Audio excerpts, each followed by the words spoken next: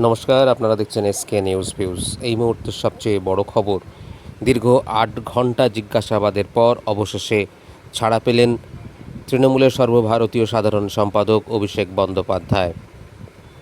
আজ ১২টার আগেই, অর্থাৎ নির্ধারিত সময়ের আগেই ভবানী ভবনে গিয়ে পৌঁছেন অভিষেক ব্যানার্জি।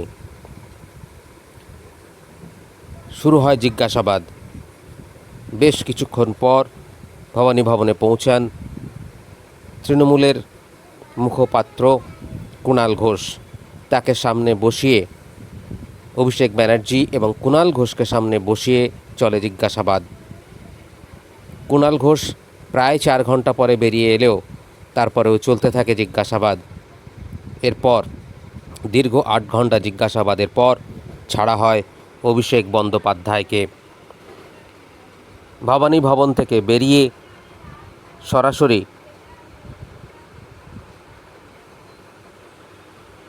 কালীঘাটে তৃণমূল কংগ্রেস নেত্রী মমতা বন্দ্যোপাধ্যায়ের বাড়িতে পৌঁছান কুণাল ঘোষ।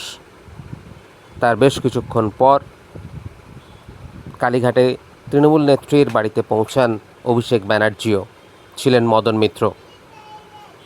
এরপর সেখানেও তাদের কথা হয়, আলোচনা হয়। তবে কী নিয়ে আলোচনা হয়েছে, কী নিয়ে কথা হয়েছে সে বিষয়ে কিছু জানা যায়নি। তবে দীর্ঘ জিজ্ঞাসাবাদের পর বিশেষ সূত্র থেকে যেটা জানা যাচ্ছে যে বেশ বিভিন্ন বিষয়ে অভিষেক বন্দ্যোপাধ্যায়কে জিজ্ঞাসাবাদ করা হয়েছে এবং বেশ কিছু প্রশ্নে অস্বস্তিতেও পড়তে দেখা গেছে অভিষেক বন্দ্যোপাধ্যায়কে।